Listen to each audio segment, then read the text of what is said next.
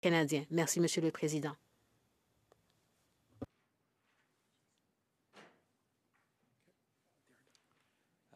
Thank you. We go now to Ms. May. Merci. Passons maintenant à Madame May. Merci, Monsieur le Président, et merci à mes collègues ici présents. Je veux être très claire, je n'ai pas changé mon point de vue, je n'ai pas fait la girouette, je maintiens mes principes, je suis formée en tant qu'avocate et je suis membre du barreau de la Nouvelle-Écosse et de l'Ontario. Et lorsque j'ai reçu ma cote de sécurité, j'ai fait très attention à ce que je pouvais dire et ne pas dire.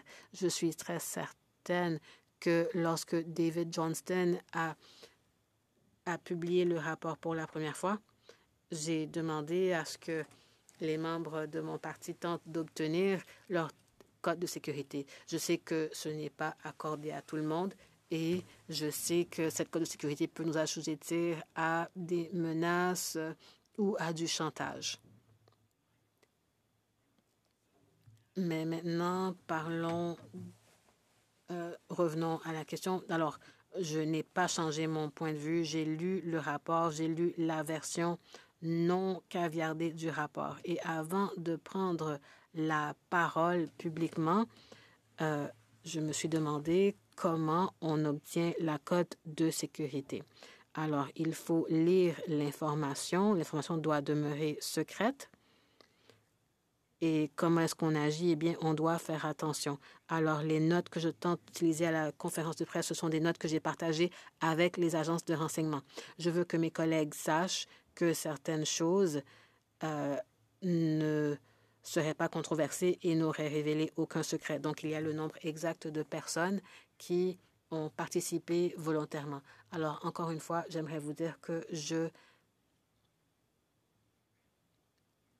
peux vous dire que j'ai lu le rapport, il y a des formations, mais d'après le texte du rapport du comité des parlementaires que nos collègues libéraux et du Bloc québécois et du NPD et les conservateurs détiennent, ce serait très difficile de parcourir 33 000 pages de matériel très secret et de le condenser, mais ça a été fait et c'est un rapport avec lequel on est tous d'accord et avec quelques modifications, on peut le rendre accessible et l'information peut être rendue publique. Et c'est ainsi que j'ai pu lire le rapport. Moi, j'ai lu le rapport non caviardé et je maintiens tous mes commentaires. Et je n'ai pas été muselée, j'ai pu en parler, mais j'ai regardé les notes que j'ai préparées avec les experts en sécurité pour ne pas violer de manière inattendue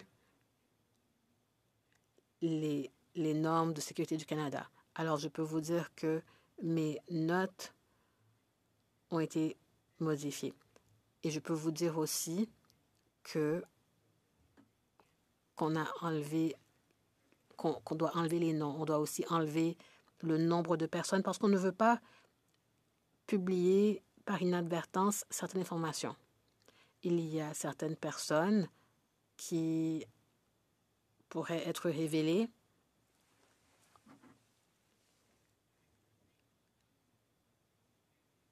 et si on publie le nombre de personnes qui pourraient être impliquées, cela pourrait les révéler.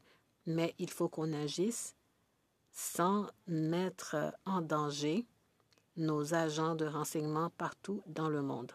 C'est de la politique, ce n'est pas un jeu, je vous dis les choses comme elles sont. Donc, quand on a une cote de sécurité très secrète, on nous dit ce qu'on peut dévoiler et ce qu'on ne peut pas dévoiler. Alors, oui, la motion demande de publier tous les noms, mais il faut tenir compte de la manière dont fonctionne le domaine du renseignement, la collecte de renseignements, dans un monde où il y a des mauvais acteurs. Nous ne devons pas laisser les discours politiques entraver ce que nous voulons accomplir. Alors, j'espère que cela aide. Alors, on ne peut pas simplement dire « publions les noms » si on n'est pas au courant de tous les effets que cela pourrait avoir et de la manière dont ça pourrait mettre en danger la vie de nos agents de renseignement. Alors, moi, j'ai procédé aussi délicatement que possible parce qu'il est important que les Canadiens sachent autant de renseignements possibles sans violer la sécurité nationale. Alors, je crois encore une fois qu'il est important d'être clair sur la question de l'ingérence étrangère sur les résultats des conservateurs aux élections. C'est très, très clair et c'est dans le rapport. Et je suis sûre que M. Poilievre lui-même voudrait savoir ce que dit ce rapport et il peut aller obtenir sa cote de sécurité. Et je ne sais pas pourquoi il refuserait d'aller chercher sa cote très secrète. Je pense que c'est très clair que M. Singh a été clair. M. Blanchet, lui, il est toujours dans le processus d'obtention de sa cote de sécurité. Mais si on obtient cette cote, on peut ensuite partager l'information sans violer la loi. Et je crois que chacun des leaders de tous les partis de la Chambre des communes devrait aller obtenir leur code très secret pour que nous puissions nous rencontrer en tant que groupe uni, en tant que force unie, et qu'on puisse dire aux forces étrangères, qu'elles soient russes, indiennes ou autres sources d'ingérence étrangère, on peut leur montrer qu'on fait front commun au Canada et qu'on ne donne pas d'espace. On est unis et ce serait utile si tous les leaders de tous les partis politiques obtenaient leur code de sécurité très secret pour que nous puissions collaborer sans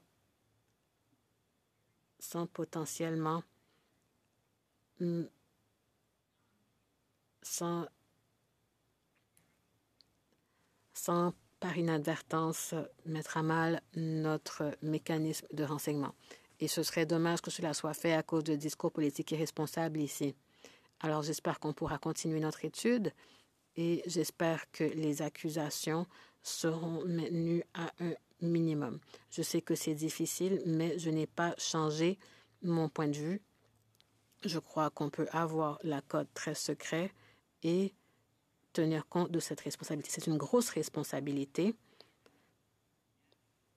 mais je pense qu'on peut le faire et on peut aider les Canadiens en tant que membres élus du Parlement. Et je ne crois pas qu'il y ait une seule personne qui ait activement agi contre l'intérêt du Canada. Comme nous l'avons dit, il y a différentes catégories pour les comités, il y a différents libellés. Et il faut faire attention avec le libellé qu'on utilise. Mais à mon avis,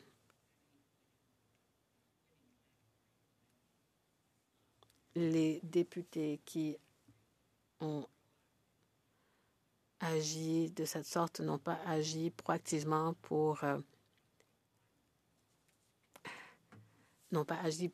Et moi, on m'a averti qu'il y a des noms qui ne doivent pas être partagés, alors je suis mal à l'aise avec l'idée. Je ne crois pas qu'on devrait faire cela et je ne veux pas rendre l'information publique. Je veux simplement être transparente et merci de m'avoir donné la chance de prendre la parole. J'espère que ça clarifie les choses et j'espère qu'on sera sur la même longueur d'onde et qu'on aura autant de renseignements que possible. Alors, on avait David Johnston qui était le rapporteur spécial et il a parlé d'ingérence dans nos élections. Et maintenant, nous regardons des accusations très claires de la GRC. La GRC a découvert un réseau d'agents qui sont coordonnés depuis l'Inde et qui agissent en sol canadien.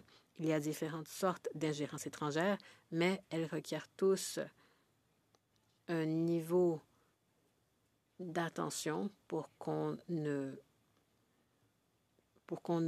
rende pas publique l'information qui doit demeurer sécurisée et secrète pour qu'on puisse continuer de collaborer avec nos partenaires de la collectivité des 5 pour continuer de partager l'information secrète et qu'elle demeure secrète et sécure. Merci.